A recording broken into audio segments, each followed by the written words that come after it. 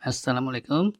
Selain makronutrien atau asupan jumlah besar seperti air, gula, karbo, protein, dan lemak, tubuh kita kalau mau optimal juga memerlukan mikronutrien berupa vitamin mineral dalam berbagai jenisnya. Nah, salah satu mikronutrien ini sekarang sering diomongin tuh sama para pakar dan penggiat kesehatan holistik yang namanya polifenol. No. Bukan dibicarakan oleh Anies AHY dan Ganjar Pranowo. Kalau itu yang dibahas beda lagi. Sekali lagi, yang mau kita bahas ini kesehatan holistik, bukan politik. Polifenol itu apa sih? Poli itu banyak, fenol itu ya fenol. Jadi banyak fenol. Fenol itu sendiri nggak usah diurus lagi. Dia itu senyawa organik aromatik yang biasanya jadi bumper atau benteng alaminya tumbuh-tumbuhan untuk menepis segala godaan dan cobaan. Cia, kayak novel percintaan ini. Kalau pakai godaan dan cobaan segala. Sorry. Belakangan, diteliti, diyakini polifenol ini punya banyak khasiat. No. Kalau si Ujang mau jadi ganteng atau Coodah mau jadi langsing cantik jelita, itu kayaknya tetap nggak bisa. Sekali lagi, dia ini punya khasiat dan bukannya bisa mendatangkan mukjizat. Tolong ya, dibedakan antara khasiat dan mukjizat. Menurut para ahli, polifenol ini jenisnya ada 8.000-an lebih dan jelas banget, nggak akan saya sebutkan satu-satu.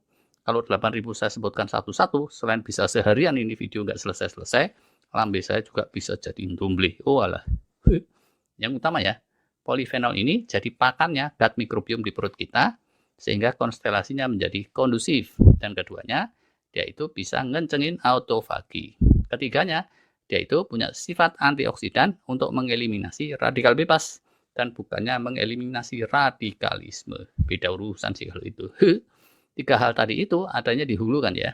Buntutnya terus akan terjadi perbaikan-perbaikan antara lain berupa perbaikan saluran cerna dan serangkaiannya, meredam kecenderungan obesitas, meredam kecenderungan diabetes tipe 2 yang parah, mengatasi peradangan atau inflamasi, meredam kecenderungan penyakit saraf otak atau neurodegeneratif.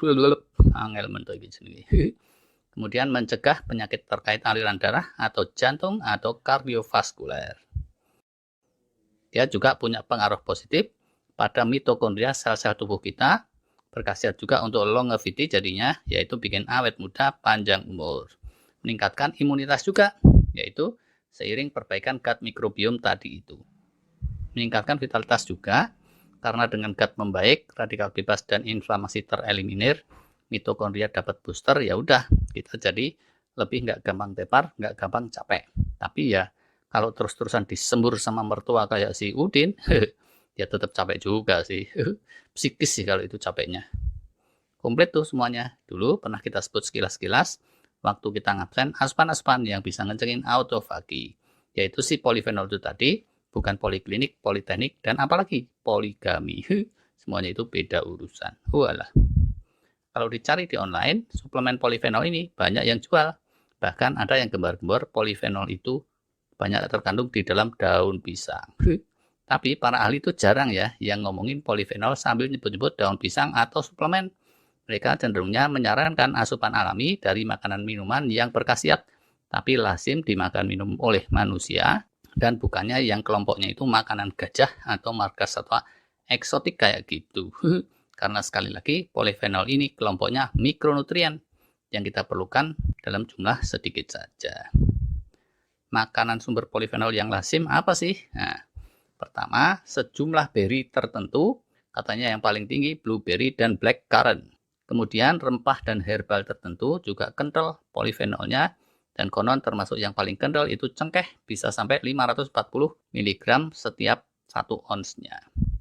Kemudian kakao atau dark coklat juga banyak disebut. Sesendok cocoa powder katanya mengandung polifenol bisa di atas 500 mg. Berikutnya lagi bebijian atau kacang-kacangan tertentu. Itu juga tinggi polifenol, termasuk yang paling tinggi itu chestnut atau kacang kastanye gitu. Nggak tahu ya, pete itu termasuk biji-bijian apa bukan, tapi kata sejumlah peneliti dari dalam dan luar negeri, pete itu juga kental mengandung polifenol. Lanjut lagi yuk. Buah tertentu itu juga tinggi polifenol. Yang kemarin sempat kita bahas khusus buah delima. Buah zaitun katanya juga tinggi polifenol termasuk minyak zaitun dan dia punya sejumlah khasiat yang lain. Buah lain lagi yang sering disebut selain beri, delima, zaitun tadi apel, aprikot, ceri untuk kue tart, dan anggur jenis tertentu.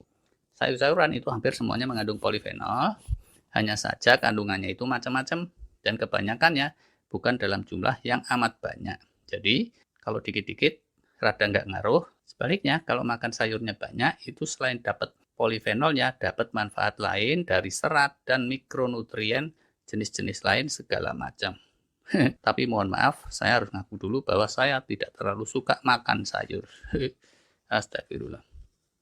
Minuman tertentu juga tinggi polifenol yang sering disebut itu kopi dan teh jenis tertentu. Dalam hal ini saya juga bukan peminum kopi maupun teh. Perlu dicatat lagi, kalau dibarengin sama makanan tertentu, katanya asupan polifenol ini bisa lebih dahsyat dampak positifnya ke tubuh kita, dan sebaliknya, kalau barengannya itu salah, misalnya dibarengin sama asupan tinggi gula atau processed food atau junk food atau yang lain-lain yang sifatnya toksik untuk gut microbiome di perut kita, jeleknya dapat, manfaatnya nggak terlalu dapat. Jadi ya, ada makanan minuman itu polifenolnya tinggi, tapi kalau kita konsumsi polifenolnya nggak kepake karena kesilap sama barengannya yang nggak kondusif tadi. Atau secara umum, katanya polifenol ini rada susah untuk masuk ke aliran darah kita. Walau demikian, sepanjang polifenol dan barengannya itu berhasil menjadi pakan buat bakteri-bakteri baik di perut kita, maka kita bakalan tetap dapat manfaat yang mantap gitu katanya. Kayak biasa ya, karena ini sekedar reportase, maka kita nggak usah terlalu jelimet. Pokoknya, kalau mau mendalami lebih jauh, kalian sudah dapat kata kuncinya, yaitu polifenol, tulisannya bisa ala Indonesia atau nama latinnya. Kalau cari zat yang bisa bikin autofagi lebih jos, atau zat mikronutrien yang bisa bikin konstelasi gut microbiome lebih optimal, ya salah satu yang nggak boleh dilupain, pala benjol. Polifenol tadi, ding. Jadi ya, melanjut gut riset kemarin, nggak bisa kan ya? Kita ngarepin mikrobiota di perut kita di riset hanya dengan puasa toh. Tapi terus kita makannya ngawur. Banyak asupan gula, banyak junk food, processed food, makan sering kalap, nggak bisa seperti itu.